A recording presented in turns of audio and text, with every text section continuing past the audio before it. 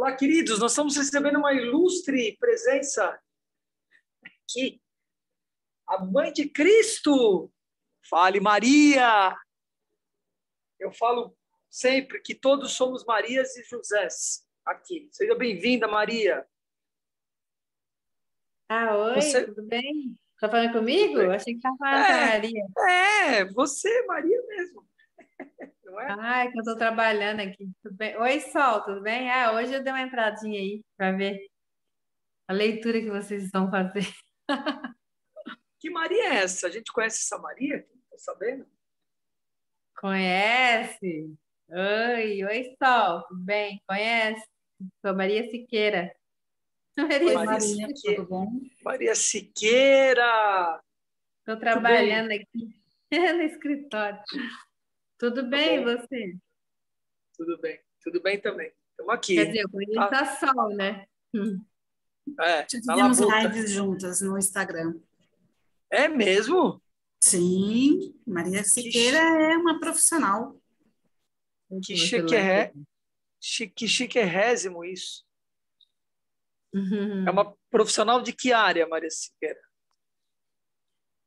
Eu sou de profissionais de várias áreas, mas eu estou agora eu faço trabalho de investimentos, né, de consórcios, de imóveis, e também estou na área do Instagram em 12K, agora piorando, de tudo, tudo um Tá pouco, né? bom. Muito bom. Ok. Então é isso. Ó. A gente faz uma leitura acompanhando o PDF e o audiobook de forma acelerada.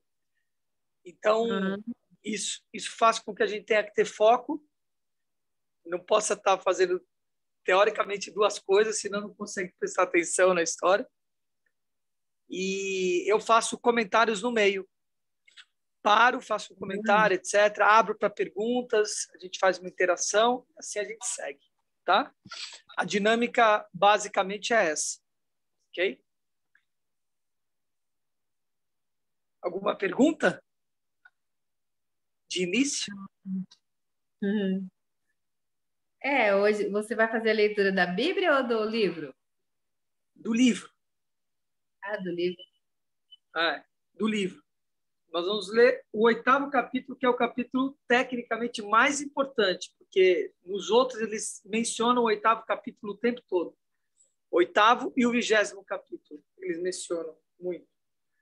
Então, nós vamos ler o 8º capítulo do livro, vamos ler por volta de 1 hora e pouco, fazendo essas pausas que eu disse. E a intenção é a gente acabar o livro até amanhã. Fazer uma leitura amanhã de manhã e outra tarde. E aí a gente finaliza. Vamos ver se nós conseguimos. Livro. Tá? Então, o livro traz sobre Bolsa de Valores mesmo. É um profundo conhecedor da Bolsa de Valores. É um cara que, enfim, o livro foi escrito... Eu escutei o resumo dele só. É, Eu só escutei o então, resumo. tá. E nós estamos lendo ele inteirinho mesmo. Já estamos na página, sei lá, 300, talvez 300 e pouco. Passando isso. Tá. Tá? Então, Então tá, eu acho que eu não vou conseguir ficar muito tempo porque tem uns clientes, eu estou trabalhando aqui, tá tudo tem uns bem. clientes me ligando, tá bom? Daí eu Vê vou ter que sair daqui a pouquinho. isso. Vê o que você dá conta, escuta um pouquinho aí, depois volta se quiser. Nós estamos aqui, tá bom? Tá bom, obrigada. Nada, Maria. Obrigado. Sérgio Robson, rapaz, quero te parabenizar, porque você está fiel aqui, cara. Você está em todos os encontros. Isso faz uma diferença bendita. Só nesse lugar que a gente cresce. A gente não cresce em outro lugar. Não é possível.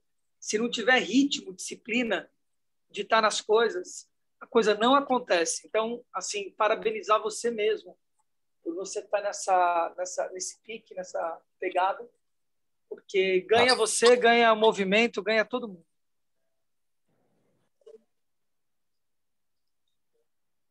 Obrigado, Luiz Marcelo. Tamo junto aí. Parabéns pelo projeto. Tamo aí. Vamos lá. Vamos entrar para a leitura. Deixa eu colocar nossa musiquinha aqui de fundo. Hoje de manhã estava muito alta a música ou estava boa no fundo? Tá boa, tá bom. Legal.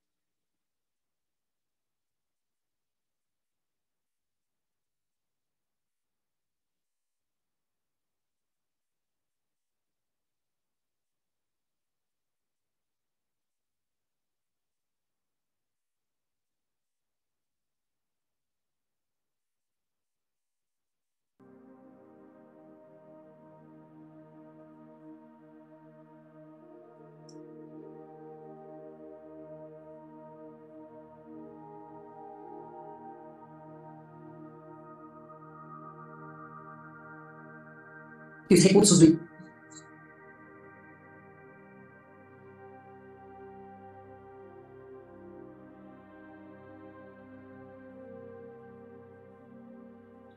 Então vamos ao 8º capítulo e me parece que o mais importante deles, pelo que ele trouxe anteriormente. Vamos lá. Eu vou reduzir, inclusive, como eu disse, eu acho para 1.5, para que a gente possa ter um acompanhamento mais bacana. Vamos lá. do investidor são aplicados em títulos com grau de investimento com vencimentos relativamente curtos, digamos, de 7 anos ou menos. Ele não será afetado significativamente pelas mudanças nos preços de mercado e não precisará levá-las em consideração. Isso se aplica à sua carteira de obrigações de poupança americanas, que ele pode sempre reaver um preço igual ou superior ao de custo. As obrigações de longo prazo podem sofrer oscilações de preço relativamente grandes até o vencimento, sendo quase certo que o valor da sua carteira de ações ordinárias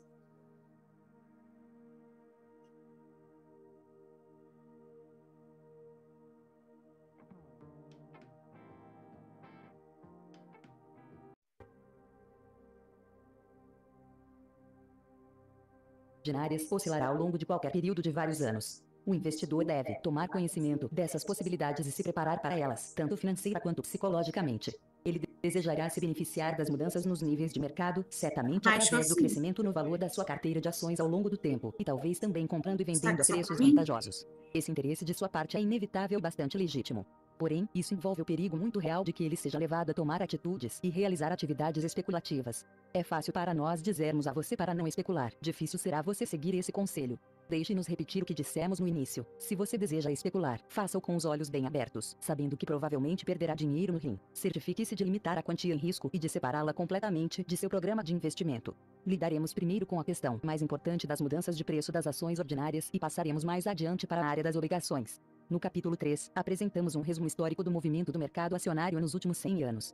Nesta sessão, retornaremos a esse material esporadicamente para ver o que o registro do passado promete ao investidor tanto na forma de apreciação a longo prazo de uma carteira relativamente imutável em meio a sucessivas subidas e descidas quanto nas possibilidades de compra próximas dos pontos mínimos dos mercados de baixa e nas de venda pouco abaixo dos picos dos mercados de alta. Flutuações de mercado como um guia para as decisões do investidor.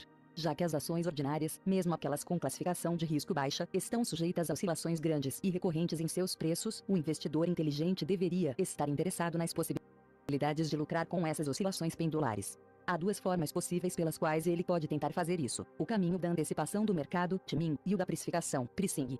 Por timing, queremos dizer o esforço para antecipar os movimentos do mercado acionário, ou seja, para comprar ou manter um investimento quando a evolução futura é considerada ascendente e para vender ou abster-se de comprar quando a evolução for considerada descendente. Por pricing, queremos dizer o esforço para comprar ações quando elas estiverem cotadas abaixo de seu valor justo e vendê-las quando elas subirem acima de tal valor. Uma forma menos ambiciosa da precificação é o simples esforço para se certificar de não pagar alto demais por suas ações. Isso pode ser suficiente para o investidor defensivo, cuja ênfase está na manutenção em carteira para o longo prazo, mas tal atitude representa o mínimo essencial da atenção aos patamares do mercado. Estamos convencidos de que o investidor inteligente pode obter resultados satisfatórios pela precificação dos dois tipos. Da mesma forma, estamos convencidos de que se ele enfatizar a antecipação do mercado, no sentido de previsão, ele acabará agindo como um especulador e colherá os resultados financeiros de um especulador. Essa distinção pode parecer bastante tênue para um leigo, não sendo amplamente aceita em Wall Street. Como resultado de suas práticas comerciais, ou talvez de uma convicção profunda, os corretores de ações e os serviços de investimento parecem atrelados ao princípio de que tanto os investidores quanto os especuladores em ações ordinárias devem dedicar muita atenção às previsões do mercado. Acreditamos que quanto mais longe de Wall Street estivermos, mais céticos ficaremos a respeito das pretensões das previsões ou da antecipação do mercado acionário. É difícil para o investidor levar a sério as inúmeras previsões que aparecem quase diariamente e estão disponíveis para todos. No entanto, em muitos casos, ele presta atenção a elas e até mesmo age em função delas. Por quê?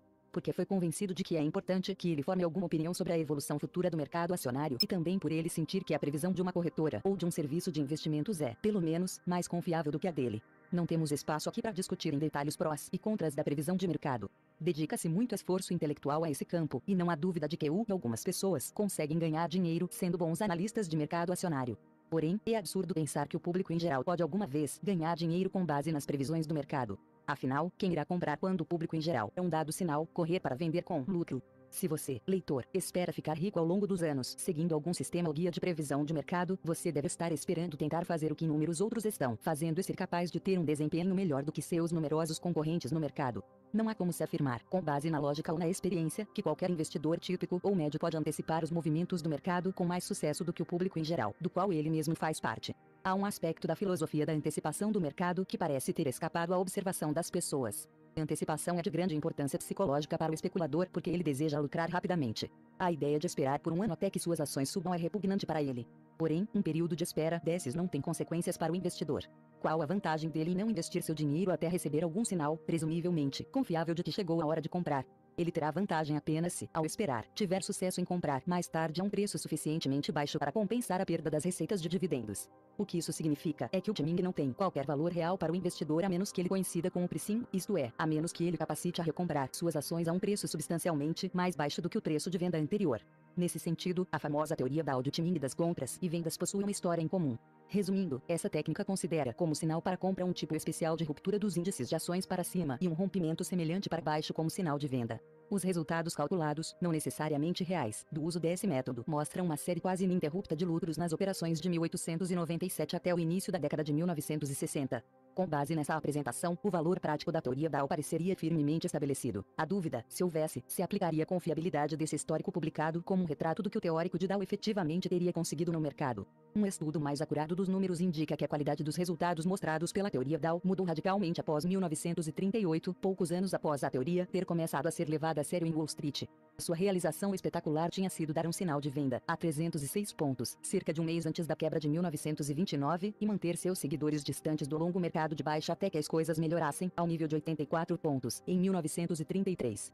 Porém, de 1938 em diante, a teoria Dow operou, sobretudo, de modo a levar seus praticantes a sair do mercado a um preço bastante bom, mas depois trazê-los de volta novamente a um preço mais elevado. Durante os 30 anos seguintes, o investidor teria alcançado resultados consideravelmente melhores se tivesse apenas comprado e mantido o dia. Em nossa perspectiva, com base em muitos estudos desse problema, a mudança nos resultados da teoria Dow não é acidental. Ela demonstra uma característica inerente das fórmulas de previsão e negociação nos campos dos negócios e das finanças. Aquelas fórmulas que atraíram adeptos e importância o fizeram porque funcionaram bem por um tempo ou, às vezes, simplesmente porque podiam ser adaptadas, de forma plausível, ao registro estatístico do passado. No entanto, à medida que aumenta a aceitação, sua confiabilidade tende a diminuir.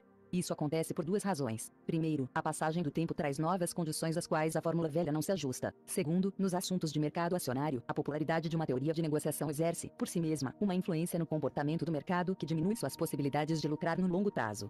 A popularidade de algo como a teoria Dow pode parecer criar sua própria comprovação, uma vez que faria o mercado subir ou descer pelo próprio comportamento de seus seguidores, quando há um sinal de compra ou venda é dado.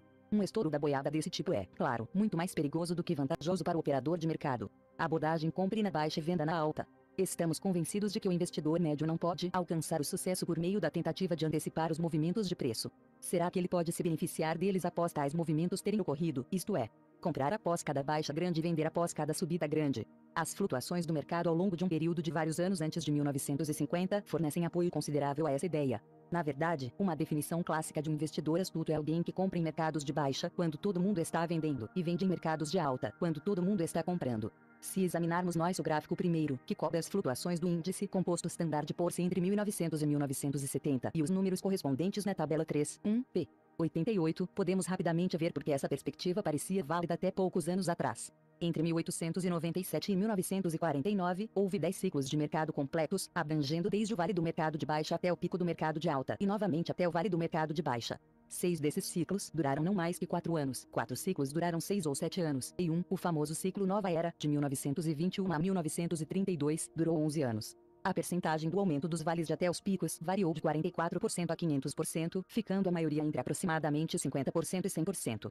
A queda percentual subsequente variou entre 24% e 89%, ficando a maioria entre 40% e 50%. É preciso lembrar que uma queda de 50% anula completamente um avanço anterior de 100%. Quase todos os mercados de alta tiveram várias características bem definidas em comum, tais como 1. Nível histórico de preços altos. 2. Razões preço/lucro elevadas. 3. Rendimentos de dividendos baixos em comparação com os rendimentos das obrigações. 4. Muita especulação na margem. 5. Muitos lançamentos de ações ordinárias novas de qualidade baixa. Portanto, para o estudante da história do mercado acionário, pareceu que o investidor inteligente teria sido capaz de identificar os mercados de baixa e de alta recorrentes de modo a comprar durante os primeiros e vender durante os segundos e, em geral, fazer isso a intervalos de tempo razoavelmente curtos. Vários métodos foram desenvolvidos para determinar os níveis de compra e venda do mercado como um todo com base em fatores de valor ou nos movimentos percentuais dos preços ou em ambos. No entanto, devemos destacar que, até mesmo antes do mercado de alta sem precedentes iniciado em 1949, ocorreram variações suficientes nos ciclos de mercado sucessivos para complicar e, às vezes, frustrar o processo desejável de comprar na baixa e vender na alta. O mais notável desses desvios foi, claro, o grande mercado de baixa do final da década de 1920, o qual contrariou todos os cálculos. Até mesmo em 1949, portanto, não havia qualquer certeza de que o investidor poderia basear suas políticas e operações financeiras principalmente na tentativa de comprar a níveis baixos em mercados de baixa e vender a níveis altos em mercados de alta. Aconteceu, na sequência, o oposto. O comportamento do mercado nos últimos 20 anos não seguiu o padrão anterior, não obedeceu a sinais de perigo anteriormente bem estabelecidos, não permitiu sua exploração bem-sucedida por meio da aplicação das regras antigas de comprar barato e vender caro. Não sabemos se o padrão regular antigo de baixa e de alta do mercado retornará em algum momento. Porém, parece irrealista para nós que o investidor envie esforços para basear sua política igual na fórmula clássica, isto é, esperar por níveis demonstráveis de um mercado de baixa antes de comprar qualquer ação ordinária.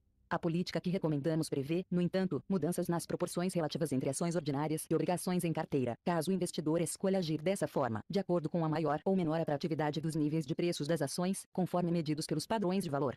Métodos de investimento automático. Nos primeiros anos da subida do mercado acionário, iniciada em 1949-50, vários métodos de tirar vantagem dos ciclos de mercado acionário atraíram considerável interesse. Esses métodos foram conhecidos como planos de investimento automático. A essência de tais planos, exceto o caso simples do custo médio em dólares, é que o investidor automaticamente vende algumas ações ordinárias quando o mercado sobe substancialmente. Em muitos deles, uma subida substancial no nível de mercado resultaria na venda de todas as ações ordinárias em carteira. Outros preveriam a manutenção de uma proporção pequena de ações em qualquer circunstância. Essa abordagem tinha o apelo duplo de soar lógica e conservadora e mostrar resultados excelentes quando aplicada regulativamente ao mercado acionário ao longo de muitos anos no passado. Infelizmente, sua popularidade cresceu muito e justamente no momento em que era improvável funcionar tão bem.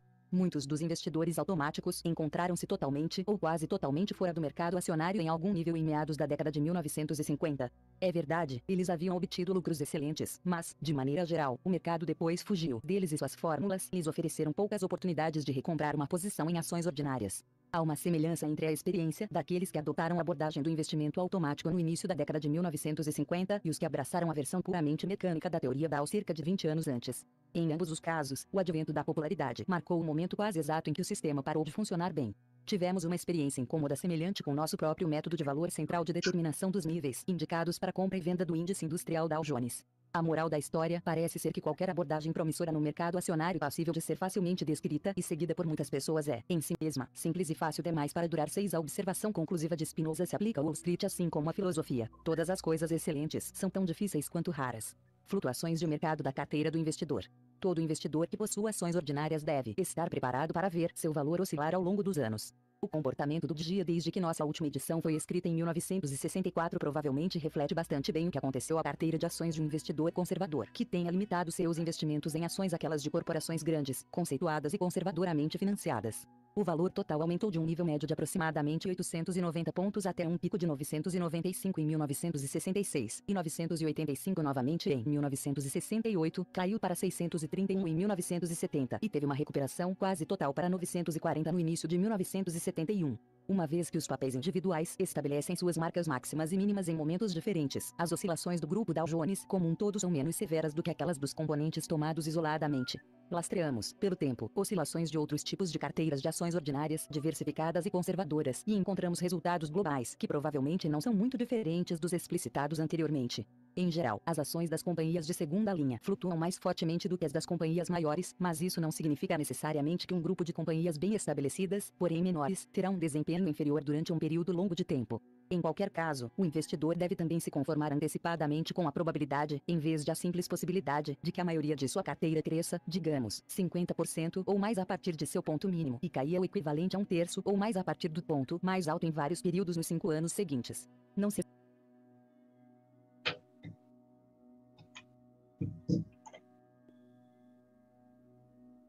É interessante observar, né? Aqui, ele deu uma base aqui muito interessante, né? Que o valor total aumentou o nível médio para 890 pontos. Ele não fala de onde saiu, mas que chegou a 890 pontos, até o pico de 995 em 1966. E 985 em 68. E caiu de 985 para 630 pontos. Ou seja, ele perdeu 30% do valor em 1970. E teve uma recuperação quase total para 940, ou seja,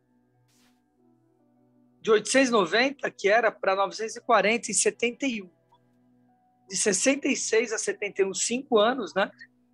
Ele subiu de 890 para 940. É um rendimento que parece pouco, né? Porque se fosse 10%, ele subiria 90 pontos para 980. Ele subiu 5%, ou seja, 1% ao ano, mais ou menos. Então é esse lugar, né? Que tem que ter sangue de barata e esperar ao longo do tempo a história, né? Não dá para... Estou investindo da forma como que ele está falando aqui, vou ganhar em 1 ano, em 2 anos. Não. Constante e gradual. Vou investindo, vou reinvestindo, vou deixando ali, só vou diversificando a carteira.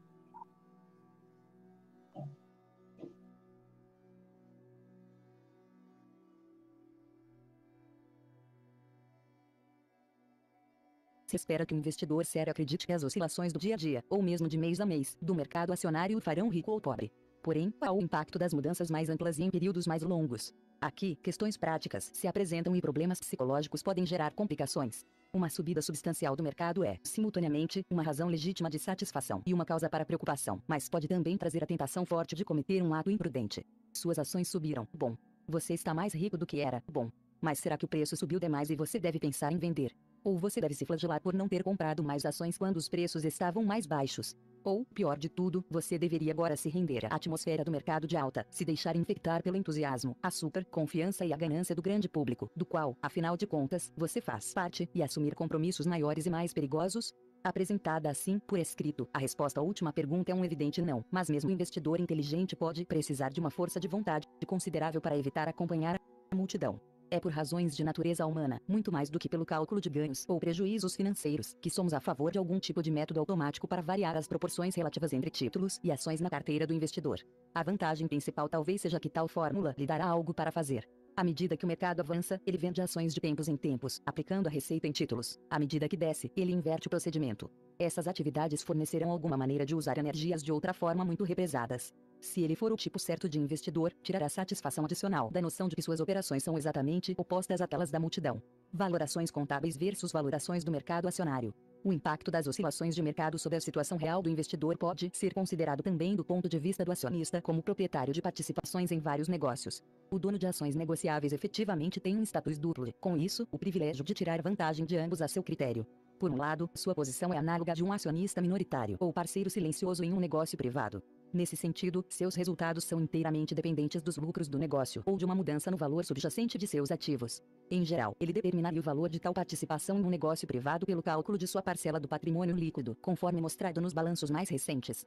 Por outro lado, o investidor em ações ordinárias detém um pedaço de papel, um certificado de ação impresso, que pode ser vendido em questão de minutos a um preço que varia de momento a momento, isto é, quando o mercado está aberto, e, com frequência, é bastante diferente do valor contábil. O desenvolvimento do mercado acionário em décadas recentes tornou o investidor típico mais dependente da evolução das cotações de preço e menos livre do que anteriormente para considerar-se simplesmente o dono de um negócio. A razão é que as empresas bem-sucedidas, nas quais é provável que ele concentre sua carteira, são quase sempre negociadas a preços bem acima do valor líquido de seus ativos, valor contábil ou valor de balanço. Ao pagar esses prêmios de mercado, o investidor se torna um refém da sorte, pois dependerá do mercado acionário em si para validar seus compromissos. Esse é um fato de suma importância no que se refere aos investimentos na atualidade, mas que não tem recebido a atenção que merece. Toda a estrutura de cotações do mercado acionário embute uma contradição. Quanto melhores o histórico e as perspectivas de uma companhia, menos relação terá o preço de suas ações com o valor contábil. Porém, quanto maior o prêmio acima do valor contábil, menos certa estará a base para determinar seu valor intrínseco, isto é, seu valor dependerá mais das mudanças dos humores e dos métodos de avaliação do mercado acionário. Assim, chegamos ao paradoxo final de que quanto mais bem-sucedida é a companhia, maiores as oscilações de preço de suas ações. Isso significa que, em um sentido muito real, quanto melhor a qualidade de uma ação ordinária, é provável que ela seja mais especulativa, pelo menos, em comparação com as ações intermediárias e pouco destacadas. O que dissemos se aplica a uma comparação das principais companhias de crescimento rápido com a maioria das companhias estabelecidas. Excluímos de nossa análise presente aquelas ações que são altamente especulativas, porque os negócios associados a elas são, em si, especulativos. O argumento apresentado anteriormente explicaria o comportamento frequentemente errático dos preços de nossas companhias mais bem-sucedidas e imponentes. Nosso exemplo favorito é a rainha de todas elas, a International Business Machines. O preço de suas ações caiu de 607 pontos para 300 em 7 meses, de 1962 a 1963. Após 2 desdobramentos, seu preço caiu de 387 para 219 em 1970. Da mesma forma, a Xerox, cujos lucros em décadas recentes foram ainda mais impressionantes, caiu de 171 pontos para 87, de 1962 a 1963, e de 116 para 65 em 1970. Essas perdas impressionantes não indicam qualquer dúvida acerca do crescimento futuro e a longo prazo da IBM ou da Xerox. Refletem, ao contrário, uma falta de confiança na valoração do prêmio que o mercado acionário em si havia colocado nessas excelentes perspectivas. A discussão anterior nos leva a uma conclusão de importância prática para o investidor conservador em ações ordinárias. Se ele precisar prestar atenção especial à escolha de sua carteira, pode ser melhor para ele se concentrar nas ações que vendem a um preço razoavelmente próximo ao valor dos ativos tangíveis, digamos, a não mais que 1/3 acima daquele número. As compras realizadas em tais níveis, ou em patamares inferiores, podem logicamente ser consideradas como relacionadas ao balanço da companhia e como tendo uma justificativa ou uma base independente dos preços de mercado oscilantes. O prêmio acima do valor contábil que pode estar envolvido pode ser considerado como um tipo de taxa extra paga pela vantagem de ser negociada em bolsa e pela liquidez que isso representa. É preciso cautela nesse ponto. Uma ação não se torna um investimento sensato simplesmente porque ela pode ser comprada a um nível próximo de seu valor contábil. O investidor deveria exigir também uma razão preço/lucro satisfatória, uma posição financeira forte e a perspectiva de que seus rendimentos serão, pelo menos, mantidos ao longo dos anos.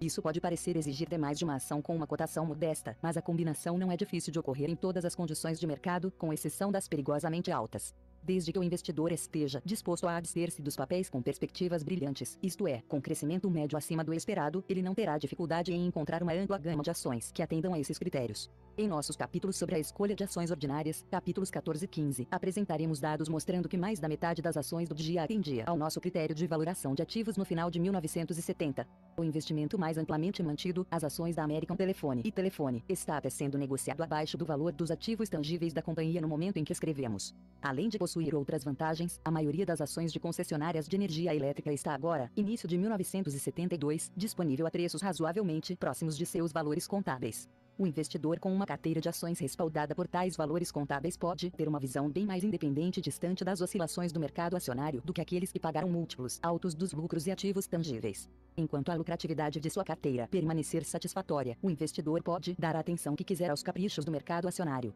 Mais do que isso, ele pode usar, às vezes, esses caprichos para participar do jogo magistral de comprar na baixa e vender na alta. O exemplo da IP. Nesse ponto, introduziremos um de nossos exemplos originais, que data de muitos anos, mas exerce uma certa fascinação em nós por combinar tantos aspectos de experiência empresarial e de investimento. Ele envolve a Great Atlantic Pacific TACO. Aqui está a história. As ações da IP começaram a ser negociadas no mercado paralelo, como era conhecida a bolsa, que se tornou a American Stock Exchange em 1929, e chegaram a ser vendidas a um preço tão alto quanto 494.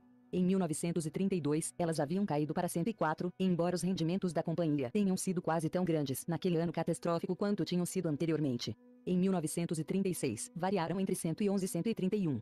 Em seguida, na recessão dos negócios e no mercado de baixa de 1938, as ações caíram para um novo ponto mínimo de 36. Aquele preço era extraordinário. Ele significava que as ações preferenciais e ordinárias combinadas estavam sendo vendidas por 126 dólares milhões, embora a companhia tivesse acabado de informar que mantinha 85 dólares milhões em caixa e tinha um capital de giro ou ativo circulante líquido de 138 dólares milhões. A AP era a maior empresa varejista dos Estados Unidos, se não do mundo, com um histórico ininterrupto e impressionante de lucros elevados por vários anos. No entanto, em 1938, essa companhia de grande destaque foi avaliada por Wall Street como valendo menos até do que seu ativo circulante apenas, o que significa que valia menos como uma companhia em funcionamento do que se fosse liquidada. Por quê?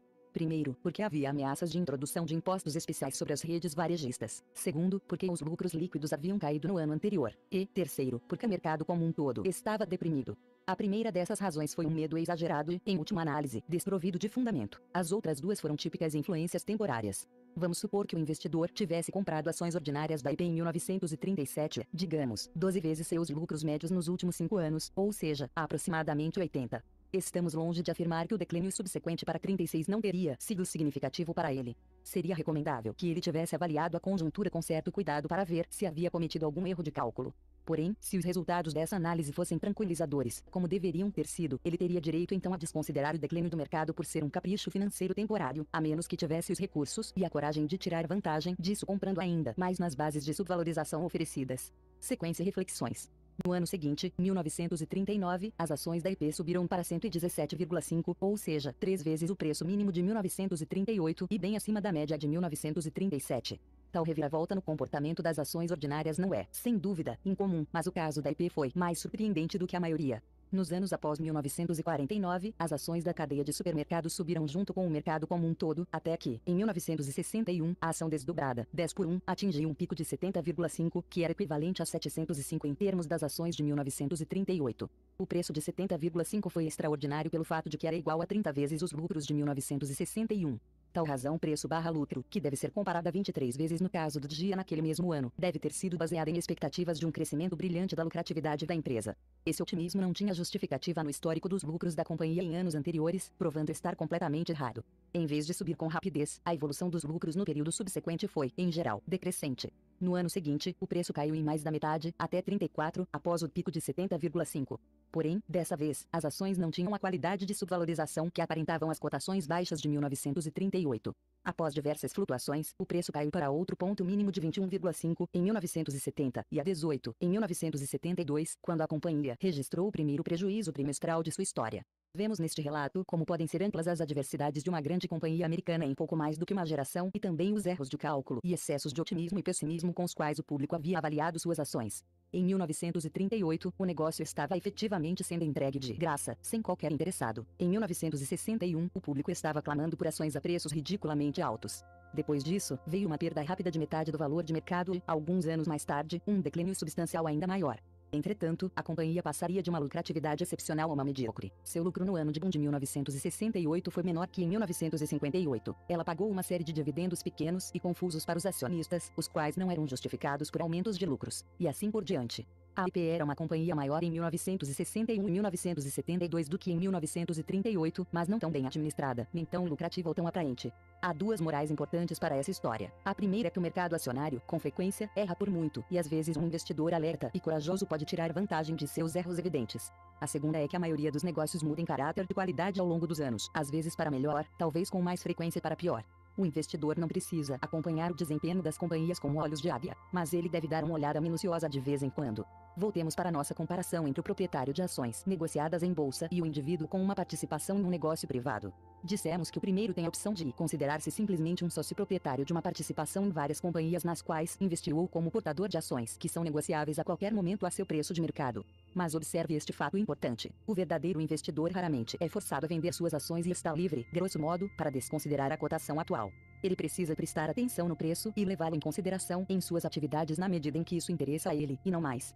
Portanto, o investidor que se deixa influenciar pela massa ou se preocupar sem razão com o efeito de quedas de mercado injustificadas sobre sua carteira está transformando, de forma perversa, sua vantagem básica em uma desvantagem básica. Esse indivíduo estaria, então, em uma melhor situação se suas ações não fossem cotadas em bolsa, pois seria poupado da angústia causada pelos erros de avaliação de outras pessoas. Incidentalmente, uma situação abrangente desse tipo efetivamente existiu durante os dias negros de depressão entre 1931 e 1933. Havia, naquela época, uma vantagem psicológica em possuir papéis que não eram cotados em bolsa. Por exemplo, as pessoas que possuíam primeiras hipotecas de imóveis que continuaram a pagar juros podiam dizer a si mesmas que seus investimentos haviam mantido o valor pleno, não havendo cotações de mercado para indicar de forma diferente.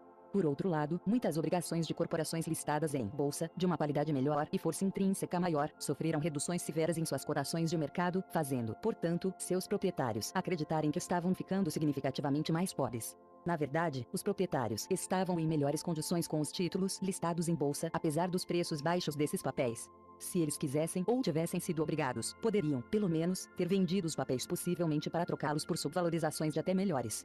Ou poderiam logicamente ter ignorado os movimentos do mercado por serem passageiros e basicamente sem sentido. Porém, seria iludir a si mesmo dizer que você não havia sofrido qualquer perda de valor simplesmente porque seus títulos não são cotados em bolsa de forma alguma. Voltando para nosso acionista da IP em 1938, afirmamos que, contanto que tivesse mantido suas ações, ele não sofreria perda durante as quedas de preço além daquela que sua própria avaliação pudesse indicar como sendo decorrente de uma redução de seu valor subjacente ou intrínseco. Se nenhuma redução desse tipo havia ocorrido, ele tinha o direito de esperar que, em um dado momento, a cotação de mercado retornasse para um nível igual ou superior ao de 1937, como de fato ocorreu no ano seguinte. Nesse sentido, sua posição era pelo menos tão boa quanto se ele fosse proprietário de uma companhia privada não cotada em bolsa. Nesse caso também, ele estaria ou não justificado em, mentalmente, cortar parte do custo de sua carteira por causa do impacto da recessão de 1938, dependendo do que havia acontecido com sua companhia. Os críticos da abordagem de valor para os investimentos em ações afirmam que as ações ordinárias listadas em bolsa não podem ser consideradas ou avaliadas da mesma forma que uma participação em uma companhia fechada semelhante, já que a presença de um mercado de títulos organizado injeta no capital acionário um atributo novo e extremamente importante da liquidez. Porém, o que essa liquidez realmente significa é que, primeiro, o investidor tem o benefício de uma avaliação diária e variante de sua carteira realizada pelo mercado acionário, qualquer que seja o mérito dessa avaliação, e, segundo, que o investidor é capaz de aumentar ou diminuir seu investimento de acordo com a cotação diária do mercado, caso ele assim decida. Portanto, a existência de um mercado cotado oferece ao investidor certas opções que ele não teria se seu papel não fosse cotado. Porém, isso não impõe a cotação atual a um investidor que prefere formular sua ideia de valor a partir de outra fonte. Vamos fechar esta sessão com algo parecido com uma parábola. Imagine que você possui uma participação pequena em uma companhia de capital fechado que lhe custou $0. Um de seus sócios, chamado Senhor Mercado, é de fato muito prestativo. Todo dia ele lhe informa o que pensa ser o valor da sua participação e, além disso, se dispõe a comprar de você ou vender a você uma participação adicional naquelas bases. Às vezes, sua ideia de valor parece plausível e justificada pela evolução e pelas perspectivas do negócio da forma como você as conhece. Por outro lado, o senhor mercado deixa frequentemente o entusiasmo ou o receio tomar conta dele e o valor proposto por ele lhe parece pura bobagem. Se você é um investidor prudente ou um empresário inteligente, deixaria as comunicações diárias do senhor mercado influenciarem sua opinião sobre o valor de uma participação de $0 na companhia. Só se você concordasse com ele ou então desejasse negociar com ele. Você pode ficar feliz em vender para ele quando ele cota um preço ridiculamente alto, igualmente feliz em comprar dele quando seu preço é baixo. No entanto, no resto do tempo, você seria mais esperto se formulasse suas próprias ideias acerca do valor da sua carteira com base nos relatórios completos da companhia sobre suas operações e posições financeiras. O verdadeiro investidor está nessa mesma posição quando possui uma ação ordinária listada em bolsa. Ele pode tirar vantagem do preço de mercado diário ou desconsiderá-lo, conforme ditado por suas próprias ideias e inclinação, mas também precisa tomar conhecimento dos movimentos de preço importantes, pois de outra forma, seu julgamento será desprovido de uma base. É possível que esses movimentos possam dar ao investidor um sinal de alerta ao qual ele deve prestar atenção. Isso, em linguagem clara, significa que ele deve vender suas ações porque o preço baixou, sugerindo que o pior ainda está por vir. Do nosso ponto de vista, tais sinais são, pelo menos, tão enganosos quanto úteis. Basicamente, as oscilações de preço têm apenas um significado importante para o verdadeiro investidor. Elas lhe oferecem uma oportunidade de comprar com perspicácia quando os preços caem drasticamente e vender com perspicácia quando aumentam demais. Em outros momentos, a melhor atitude para ele é esquecer o mercado acionário e prestar atenção aos retornos de dividendos e aos resultados operacionais de suas companhias. Resumo. A distinção mais realista entre o investidor e o especulador reside em sua atitude com relação aos movimentos do mercado acionário. O principal interesse do especulador está em antecipar as oscilações de mercado e lucrar com elas. O principal interesse do investidor é adquirir e manter papéis apropriados a preços apropriados. Os movimentos de mercado são importantes para ele em um sentido prático, uma vez que alternadamente criam patamares de preços baixos, nos quais a compra é uma atitude inteligente, e patamares de preços altos, nos quais ele certamente se absteria de comprar e provavelmente seria esperto se vendesse. Não é certo que o investidor típico deveria, em geral, se abster de comprar até que níveis de mercado baixos aparecessem, porque isso pode envolver uma longa espera, muito provavelmente a perda de renda e a possível perda de uma oportunidade de investimento. Grosso modo, pode ser melhor para o investidor comprar ações sempre que tiver dinheiro para colocar em ações, exceto quando o nível geral de mercado é muito mais alto do que pode ser justificado pelos padrões de valor estabelecidos. Se ele deseja ser astuto, pode procurar as oportunidades de subvalorizações sempre presentes em papéis individuais. Além de prever os movimentos do mercado em geral, muito esforço e capacidade são utilizados em Wall Street na escolha de ações ou ramos industriais que, em termos de preço, superarão os demais ao longo de um período razoavelmente curto no futuro. Ainda que esse esforço pareça ser lógico, não acreditamos que seja talhado para as necessidades ou o temperamento do verdadeiro investidor, sobretudo por ele estar competindo com um grande número de operadores do mercado acionário e analistas financeiros de primeira classe que estão envolvidos em atividades similares. Como em todas as outras abordagens que privilegiam os movimentos de preços e deixam os valores intrínsecos em segundo plano, o trabalho de muitas mentes inteligentes e constantemente engajadas nesse campo tende a ser autoanulante e inútil ao longo dos anos. O investidor com uma carteira composta de ações saudáveis deveria estar preparado para que seus preços oscilassem e não deveria se preocupar com quedas consideráveis, tampouco se entusiasmar com subidas consideráveis. Ele deveria sempre lembrar que as cotações do mercado estão lá para sua conveniência, tanto para tirar vantagem delas quanto para ignorá-las. Ele nunca deveria comprar uma ação porque ela baixou de preço ou vendi-la porque subiu. Ele não erraria por muito se adotasse esse lema mais simples. Nunca compre uma ação imediatamente após uma subida substancial ou a venda imediatamente após uma queda substancial em seu preço. Uma consideração a mais. Algo precisa ser dito a respeito da importância dos preços médios de mercado como uma medida de competência gerencial. O acionista julga se seus próprios investimentos foram bem-sucedidos em termos tanto dos dividendos recebidos quanto da tendência de longo prazo do valor médio de mercado. O mesmo critério deveria logicamente ser aplicado para testar a eficácia de gestão de uma companhia e da qualidade de suas atitudes para com os proprietários do negócio. Essa afirmativa pode soar como um truísmo, mas precisa ser enfatizada. Até o momento, não há técnica ou abordagem aceita que permita a avaliação da gestão pelo mercado. Pelo contrário, os gestores sempre insistiram no fato de que eles não têm responsabilidade de qualquer tipo pelo que acontece com o valor do mercado de suas ações. É verdade, claro, que não são responsáveis por aquelas oscilações de preço que, como temos insistido, não guardam relação com as condições e tampouco com os valores intrínsecos. Porém, é apenas a falta de atenção e inteligência dos acionistas comuns que permite essa imunidade se estender à gama inteira dos preços de mercado, incluindo o estabelecimento permanente de um patamar depreciado e insatisfatório. Boas gestões produzem um bom preço médio de mercado e gestões ruins produzem preços de mercado ruins. Oscilações dos preços dos títulos.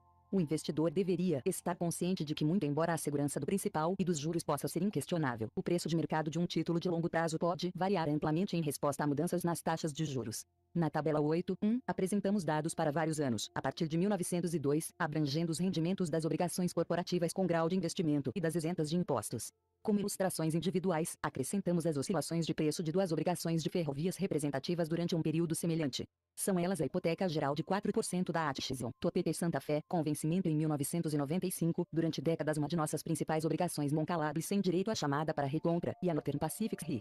De 3%, com vencimento em 2047, originalmente um prazo de vencimento de 150 anos. Há muito uma típica obrigação da categoria BAA. Por causa de sua relação inversa, os rendimentos baixos correspondem a preços altos e vice-versa.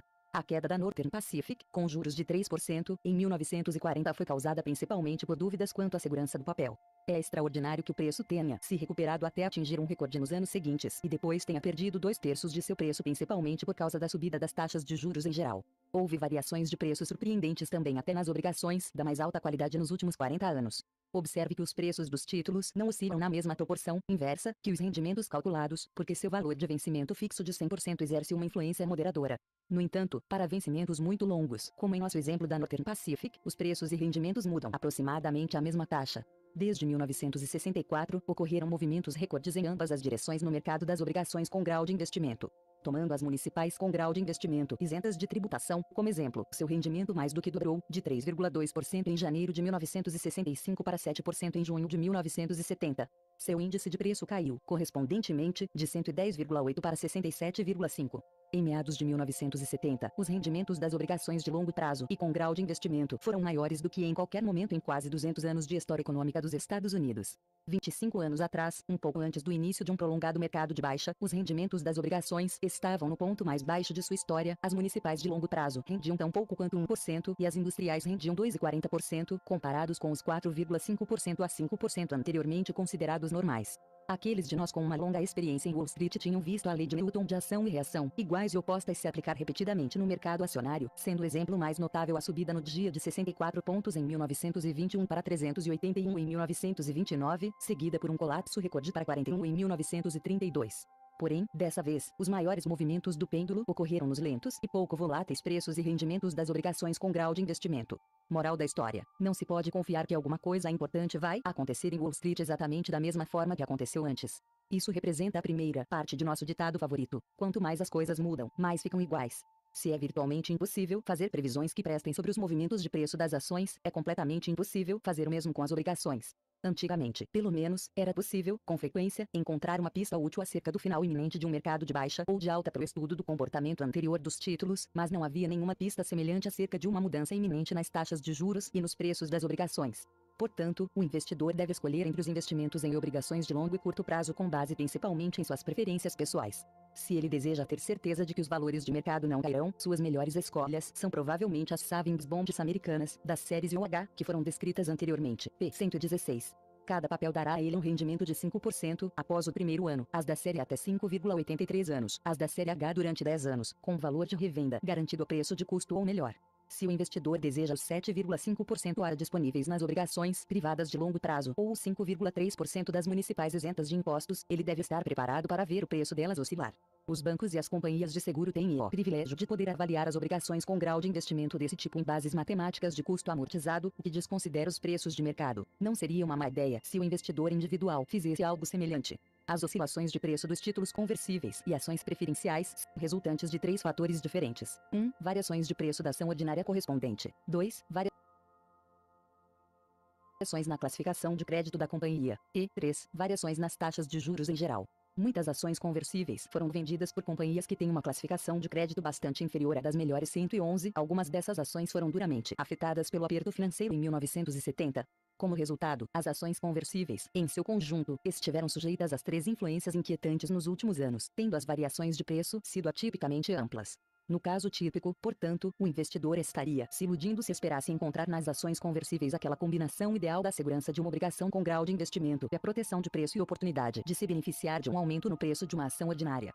Este pode ser um bom momento para se fazer uma sugestão a respeito do título de longo prazo do futuro. Porque os efeitos das taxas de juros variáveis não poderiam ser divididos em uma base prática igualitária entre credor e tomador. Uma possibilidade seria vender obrigações de longo prazo com pagamentos de juros que variariam de acordo com o índice apropriado da taxa vigente. Os principais resultados de tal arranjo seriam: 1. O título do investidor sempre teria um valor de principal próximo a 100 se a companhia mantivesse sua classificação de crédito, mas o juro recebido variaria, digamos, com a taxa oferecida em novos lançamentos de obrigações. 2. A empresa teria as vantagens do endividamento de longo prazo, ficando livre dos problemas e custos de renovações frequentes de refinanciamento, porém seus custos de juros mudariam de ano para ano. Ao longo da última década, o investidor em títulos tem sido confrontado por um dilema cada vez mais sério. Deve ele optar pela estabilidade plena do valor do principal, porém com taxas de juros de curto prazo variáveis e, em geral, baixas? Ou ele deve optar por uma renda com juros fixos, com variações consideráveis, em geral para baixo, parece, no valor do principal?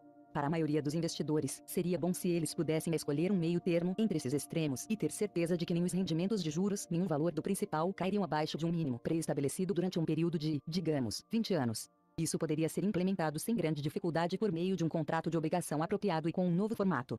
Nota importante: na verdade, o governo americano fez algo semelhante ao combinar os contratos de Savings Bonds originais com prorrogações a taxas de juros mais altas. A sugestão que fizemos aqui cobriria um período de investimento fixo mais longo do que as Savings Bonds e introduziria mais flexibilidade nos dispositivos de taxa de juros 19. Quase não vale a pena falar sobre as ações preferenciais não conversíveis, uma vez que seu status fiscal especial torna aquelas que são seguras muito mais cobiçadas pelas empresas, por exemplo as companhias seguradoras, do que pelos indivíduos. As de pior qualidade quase sempre sofrem fortes oscilações, em termos percentuais, não muito diferentes das ações ordinárias. Não podemos oferecer outro comentário útil sobre elas. A tabela 16.2, na p. 446, apresenta algumas informações sobre as mudanças nos preços das ações preferenciais não conversíveis de qualidade inferior entre dezembro de 1968 e dezembro de 1970. A queda média foi de 17%, contra 11,3% para o índice composto S&P.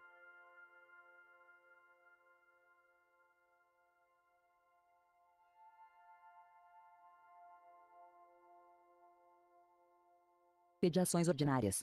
Comentários ao capítulo 8. A felicidade daqueles que desejam ser populares depende dos outros. A felicidade daqueles que buscam o prazer oscila com humores que estão fora de seu controle, mas a felicidade dos sábios deriva de seus próprios atos livres. Marco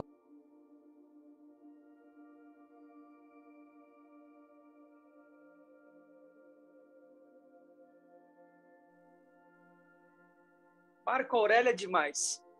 Eu adoro Marco Aurélio, né? E é isso, eu falo ser insuportavelmente feliz, né? Você pode viver de condições, né? À sua volta, ou de uma decisão, né? De ser feliz, de ser livre, de buscar esse lugar. Muito legal esse resumo que ele está trazendo, mas afirma tudo que a gente está vendo, né? Essa questão conservadora, que tem que olhar mais para a história. É bem por aí. Aurélio.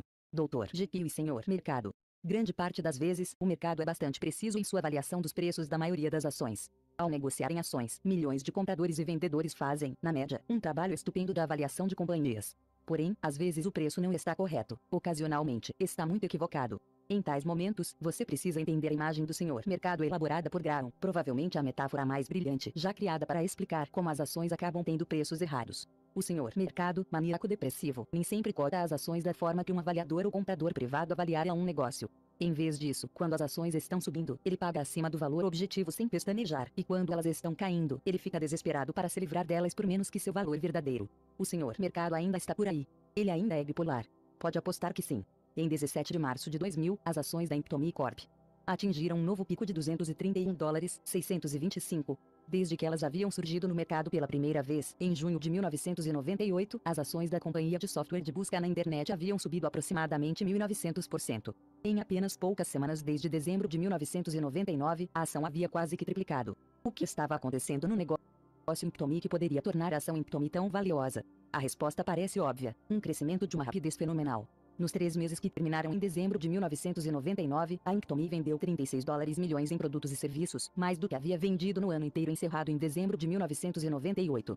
Se a Imptomi pudesse sustentar essa taxa de crescimento dos 12 meses anteriores durante apenas mais 5 anos, suas receitas explodiriam de $36 milhões por trimestre para $5 bilhões por mês. Com tal crescimento em vista, quanto mais rápido a ação subia, mais alta ela parecia destinada a chegar.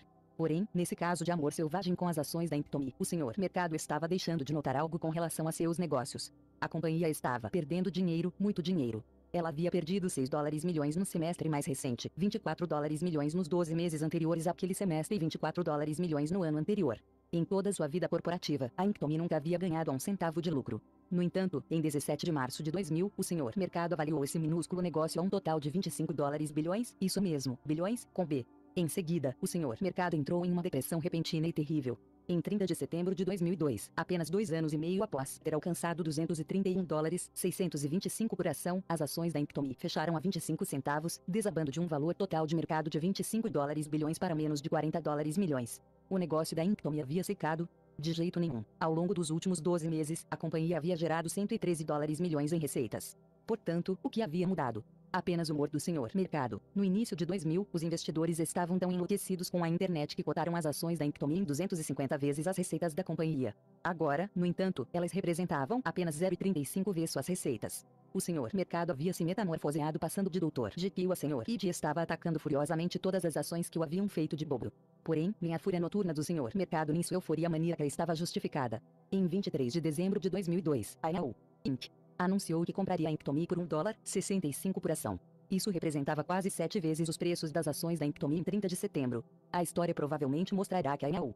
Conseguiu uma subvalorização. Quando o senhor mercado torna as ações tão baratas, não surpreende que companhias inteiras sejam compradas imediatamente bem embaixo de seu nariz. Pense por si mesmo. Você permitiria de bom grado a um lunático de carteirinha dizer-lhe, pelo menos 5 vezes por semana, que você deve se sentir exatamente igual a ele? Você concordaria, alguma vez, em ficar eufórico apenas porque ele está, ou se sentir infeliz apenas porque ele pensa que você deveria se sentir assim? Claro que não. Você insistiria em seu direito de assumir o controle de sua própria vida emocional, com base em suas experiências e crenças.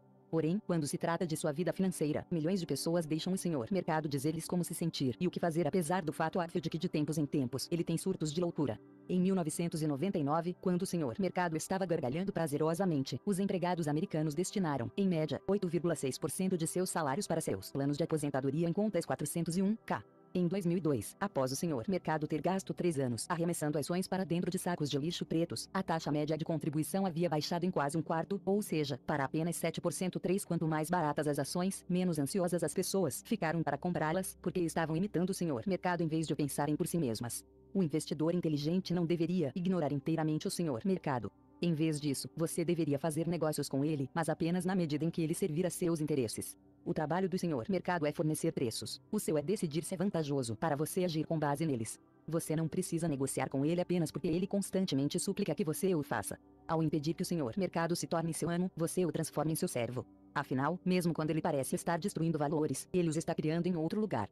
Em 1999, o índice VIX 5000, a medida mais ampla do desempenho das ações americanas, subiu 23,8%, em grande parte por causa do desempenho das ações de tecnologia e telecomunicações. No entanto, 3.743 das 7.234 ações de valor mesmo enquanto a média estava subindo. Ao mesmo tempo em que aquelas ações de alta tecnologia e telecomunicações estavam mais quentes do que o capô de um carro de corrida em uma tarde de verão, centenas de ações da velha economia estavam atoladas na lama, ficando cada vez mais baratas. As ações da King, uma companhia incubadora ou holding de firmas de internet iniciantes, subiram surpreendentes 939,9% em 1999.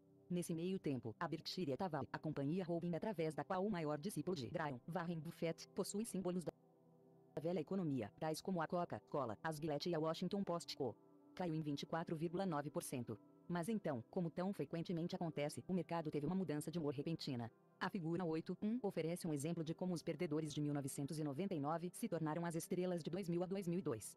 No que se refere àquelas duas companhias holding, a King veio a perder 96% em 2000, outros 70,9% em 2001 e ainda mais 39,8% em 2002, uma perda acumulada de 99,3%. A Berkshire Hathaway subiu 26,6% em 2000 e 6,5% em 2001. Em seguida, teve uma pequena perda de 3,8% em 2002, perfazendo um ganho acumulado de 30%. Você pode ganhar dos profissionais no jogo deles. Uma das percepções mais poderosas de Graham é esta: o investidor que se deixa arrebatar ou se preocupar sem razão com o efeito de quedas de mercado injustificadas sobre sua carteira está transformando, de forma perversa, sua vantagem básica em uma desvantagem básica. O que Graham quis dizer com as palavras vantagem básica? Ele quis dizer que o investidor inteligente individual tem total liberdade para escolher seguir ou não o senhor mercado. Você pode se dar ao luxo de pensar por si mesmo. O típico gestor de recursos, no entanto, não tem qualquer escolha a não ser imitar todos os movimentos do senhor mercado, a saber, comprar na alta, vender na baixa, caminhar quase sem raciocinar no rastro de seus passos erráticos. Aqui estão algumas das desvantagens dos gestores de fundos mútuos e de outros investidores profissionais. Com bilhões de dólares sob seu controle, eles devem gravitar em direção às maiores ações, as únicas que podem comprar nas quantidades multimilionárias exigidas para preencher suas carteiras. Portanto, muitos fundos terminam comprando os mesmos gigantes supervalorizados. Os investidores tendem a colocar mais dinheiro nos fundos à medida que o mercado sobe. Os gestores usam esse novo dinheiro para comprar uma quantidade maior das ações que já possuem, levando os preços a alturas ainda mais perigosas. Se os investidores em fundos pedirem seu dinheiro de volta quando o mercado cair, os gestores podem precisar vender ações para pagá-los. Assim como os fundos são forçados a comprar ações a preços inflacionados em um mercado de alta, eles se tornam vendedores forçados à medida que as ações ficam novamente baratas. Muitos gestores de carteira recebem um bônus se baterem o mercado, por isso medem obsessivamente seus lucros comparando-os com referências, como o índice de 500 ações da S&P. Se uma companhia é incorporada a um índice, centenas de fundos a compram compulsivamente. Se não comprarem e aquela ação tiver um bom desempenho, os gestores parecem bobos. Por outro lado, se eles a compram e ela não se sair bem, ninguém os condenará por isso. Cada vez mais, espera-se que os gestores de fundos se especializem. Assim como ocorre na medicina, onde o clínico geral deu lugar aos especialistas em alergia pediátrica e otorrinolaringologia geriátrica, os gestores de fundo devem comprar apenas ações pequenas de crescimento rápido ou apenas ações de valor intermediário ou nada além de ações de conglomerados grandes. Se uma companhia fica grande demais, ou pequena demais, ou um pouco cara demais, o fundo precisa vendê-la, ainda que o gestor adore a ação. Portanto, não há razão para que você não possa alcançar resultados tão bons quanto os dos profissionais. O que você não pode fazer, apesar de todos os sábios terem dito que você podia, é ganhar dos profissionais no jogo deles. Os profissionais não conseguem nem ganhar em seu próprio jogo. Por que você desejaria até mesmo jogá-lo? Se você seguir suas regras, perderá, pois terminará tão escravo do senhor mercado quanto são os profissionais. Em vez disso, reconheça que investir com inteligência envolve controlar o controlável.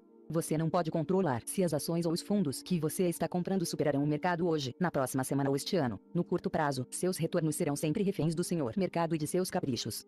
No entanto, você pode controlar seus custos com corretagem ao negociar pouco, com paciência e de forma barata, seus custos de propriedade ao recusar comprar fundos mútuos com despesas anuais excessivas, suas expectativas ao utilizar o realismo, não a fantasia, para prever seus rendimentos, seus riscos ao decidir qual a proporção de seus ativos a ser colocada em risco no mercado acionário, diversificando e reequilibrando suas contas de impostos ao manter ações durante, pelo menos, um ano e, sempre que possível por, pelo menos, 5 anos, para baixar os impostos sobre ganhos de capital. E, mais importante de tudo, seu próprio comportamento. Se você assistir à TV financeira ou ler a maioria das colunas sobre mercado, pensará que investir é algum tipo de esporte ou uma guerra ou uma luta para sobreviver em uma selva hostil. No entanto, investir não significa ganhar dos outros em seu jogo. Significa controlar-se em seu próprio jogo. O desafio para o investidor inteligente não é encontrar as ações que mais subirão e menos cairão, mas, em vez disso, evitar ser seu próprio pior inimigo, ou seja, comprar na alta apenas porque o senhor mercado diz compre. E vender porque o senhor mercado diz venda. Se seu horizonte de investimento é longo, pelo menos 25 ou 30 anos, há apenas uma abordagem sensata: comprar todo mês, automaticamente, e sempre que você tiver dinheiro sobrando. A melhor escolha isolada para essa carteira de longo prazo é um fundo de índice do mercado acionário. Venda apenas quando você precisar de dinheiro para levantar seu ânimo. Recorte e assine o contrato do investidor, que pode ser encontrado na P. 257. Para ser um investidor inteligente, você deve também se recusar a julgar seu próprio sucesso financeiro de acordo com o desempenho de um bando de desconhecidos. Você não ficará um centavo mais pobre se alguém em Dubuque ou Dallas ou Denver bater o S&P 500 e você não. Você não lerá ele vencer o mercado na lápide de ninguém. Uma vez entrevistei um grupo de aposentados em Boca Raton, uma das comunidades de aposentados mais ricas da Flórida, e perguntei a essas pessoas, a maioria com mais de 70 anos, se elas haviam superado o mercado durante suas vidas de investidores. Algumas disseram que sim, algumas disseram que não. A maioria não tinha certeza. Então, um homem disse: "E daí? Tudo que eu sei é que meus investimentos renderam o suficiente para que eu acabasse em Boca." Poderia haver resposta melhor? Afinal, o objetivo do investimento não é ganhar mais dinheiro do que a média, mas ganhar o suficiente para suas necessidades. A melhor forma de medir seu sucesso nos investimentos não é se você está superando o mercado, mas se você colocou em prática um plano financeiro e a disciplina comportamental que o possam levar aonde deseja chegar. No fim, o que importa não é cruzar a linha de chegada antes dos outros, mas se certificar de que a cruzará. Seu dinheiro e seu cérebro. Uau! Esse final aqui foi incrível, cara. A comparação é a meta, né? Para onde você vai indicar, cara, o que você quer, qual é a renda passiva que você quer e os investimentos que você vai fazer para que você chegue nesse lugar. Esse é o lugar, entende? E não o mercado ou aquele conjunto de amigos ou o que A ou B está falando. Por isso que tem que ter clareza, entende? O tanto de investimento, rendimento, em quanto tempo para você chegar naquele lugar e aplicando constantemente. Seu dinheiro e seu cérebro. Vamos ver o que ele fala aqui. Bora lá. Quer falar alguma coisa, Sérgio? Tá, vamos lá, vamos nessa. Por que então os investidores acham o senhor mercado tão sedutor? Ocorre que nossos cérebros são estruturados para nos trazer problemas no mercado de capitais. Os humanos são animais que procuram padrões. Psicólogos mostraram que se você apresentar às pessoas uma sequência aleatória e lhes disser que ela é imprevisível, mesmo assim elas insistirão em tentar adivinhar o próximo número. Da mesma forma, sabemos que o próximo arremesso de dados será um 7, que o jogador de beisebol está prestes a acertar uma rebatida, que os próximos números vencedores da loteria definitivamente serão 4, 27, 9, 16, 42, 10 e que essa pequena ação cobiçada é a próxima Microsoft. Pesquisas novas e pioneiras no campo da neurociência mostram que nosso cérebro é projetado para encontrar padrões mesmo onde eles possam não existir. Após a ocorrência de um evento, apenas 2 ou 3 vezes seguidas, regiões do cérebro humano, chamadas de cingulado anterior e núcleos accumbens automaticamente antecipam que aquilo acontecerá novamente. Se o evento se repetir, uma substância química chamada dopamina é liberada, inundando seu cérebro com uma euforia suave. Portanto, se uma ação sobe algumas vezes seguidas, você espera automaticamente que ela continue a subir, e sua química cerebral mudará à medida que a ação sobe, dando-lhe uma euforia natural. Você efetivamente acaba de se viciar em suas próprias previsões. Porém, quando as ações caem, aquela perda financeira estimula sua amígdala, a parte do cérebro que processa o medo e a ansiedade e gera a famosa resposta a lutar ou fugir, que é comum a todos os animais encurralados. Assim como você não pode evitar que seu batimento cardíaco suba se um alarme de incêndio soar, você não conseguirá evitar sentir medo quando os preços das ações estiverem despencando. De fato, os brilhantes psicólogos Daniel Kahneman e Amos Tversky mostraram que a intensidade da dor de uma perda financeira é mais do que 2 vezes superior ao prazer de um ganho equivalente. Ganhar $0 com uma ação é ótimo, mas uma perda de $0 exerce um golpe emocional 2 vezes mais poderoso. Perder dinheiro é tão doloroso que muitas pessoas, aterrorizadas com a perspectiva de qualquer perda adicional, vendem tudo no ponto mínimo, se recusam a comprar mais. Isso ajuda a explicar por que nos fixamos na magnitude absoluta de uma queda de mercado e esquecemos de colocar a perda em sua devida proporção. Portanto, se o repórter de TV grita o mercado está despencando, o Dow caiu 100 pontos. A maioria das pessoas instintivamente fica apavorada. Porém, no nível recente do Dow de 8.000 pontos, essa é uma queda de apenas 1,2%. Agora, pense como soaria ridículo se, em um dia em que a temperatura lá fora fosse de 26,3 graus, o meteorologista da TV gritasse a temperatura está despencando, caiu de 26,3 graus para 26 graus. Essa também é uma queda de 1,2%. Quando você esquece de ver as mudanças dos preços de mercado em termos percentuais, é fácil demais entrar em pânico por causa de vibrações pequenas. Se você tem décadas de investimento à frente, há uma forma melhor de visualizar as previsões dos noticiários financeiros. Ver box na P254. No final da década de 1990, muitas pessoas se sentiam desinformadas se não verificassem os preços de suas ações várias vezes por dia. No entanto, como Graham diz, o típico investidor estaria melhor se suas ações não tivessem qualquer cotação de mercado, pois ele seria então poupado da angústia mental causada pelos erros de avaliação de outras pessoas. Se após verificar o valor da sua carteira de ações às 13h24 você se sente compelido a verificá-lo novamente às 13h37, faça essas perguntas a si mesmo. Liguei para um corretor de imóveis para verificar o preço de mercado de minha casa às 13h24. Liguei novamente às 13h37. Se eu tivesse ligado, o preço teria mudado. Se tivesse mudado, eu teria corrido para vender minha casa. Ao não verificar ou mesmo nem saber o preço de mercado de minha casa a cada minuto, eu impeço que seu valor suba ao longo do tempo. A única resposta possível para essas questões é: claro que não. E você deveria encarar sua carteira da mesma forma. Ao longo de um horizonte de investimento de 10, 20 ou 30 anos, o sobe e desce diário do senhor mercado simplesmente não importa. De qualquer forma, para qualquer um que invista por anos a fio, a queda dos preços de ações é uma notícia boa e não má, uma vez que ela lhe capacita a comprar mais com menos dinheiro. Quanto mais e por mais tempo as ações caem, e quanto mais constante você mantiver suas compras à medida que elas caem, mais dinheiro ganhará se permanecer inabalável até o fim. Em vez de temer um mercado de baixa, você deveria abraçá-lo. O investidor inteligente deveria se sentir perfeitamente à vontade na posse de uma ação ou de um fundo mútuo mesmo se o mercado acionário parasse de fornecer preços diários durante os próximos 10 anos. Paradoxalmente, você terá muito mais controle, explica o neurocientista Antônio Damasio, se você perceber quanto não está no controle. Ao reconhecer sua tendência biológica de comprar na alta e vender na baixa, você pode admitir a necessidade de usar o método do custo médio em dólares, reequilibrar e assinar o contrato do investidor. Ao colocar grande parte de sua carteira em regime permanente de piloto automático, você pode lutar contra o vício da antecipação do mercado, focar em seus objetivos financeiros de longo prazo, ignorar as oscilações de humor do senhor mercado. Notícias que você pode usar. As ações estão em queda vertiginosa, por isso você sintonizou a televisão para conferir as últimas notícias do mercado. No entanto, em vez da CNBC ou CNN, imagine que você pudesse sintonizar a rede financeira Benjamin Graham. Na RFBC, o áudio não capta aquele toque famoso da campainha de fechamento do mercado, o vídeo não foca os corretores zanzando pelo pregão da bolsa de ações como roedores irados. Tampouco a RFBG apresenta quaisquer imagens de investidores boquiabertos nas calçadas congeladas, enquanto flechas vermelhas disparam acima de suas cabeças nos mostradores eletrônicos de ações. Em vez disso, a imagem que enche a tela de sua TV é a fachada da Bolsa de Valores de Nova York, decorada com uma bandeira gigantesca onde se lê: liquidação. 50% de desconto.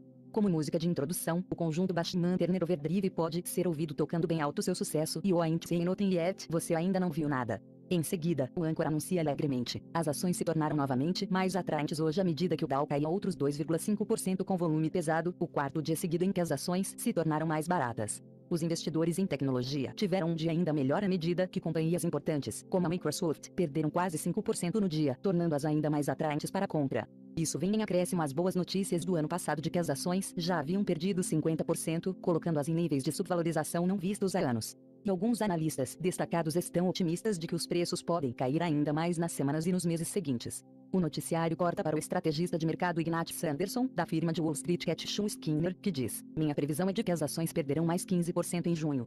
Estou cautelosamente otimista com o fato de que, se tudo caminhar bem, as ações podem cair 25%, talvez mais. Esperemos que Ignat Sanderson esteja certo, o âncora diz alegremente. Preços de ações em queda seriam uma notícia fabulosa para qualquer investidor com um horizonte muito extenso. E agora voltamos a Vale Wood para nossa previsão meteorológica. Isso é muito bom, cara. Isso é muito bom.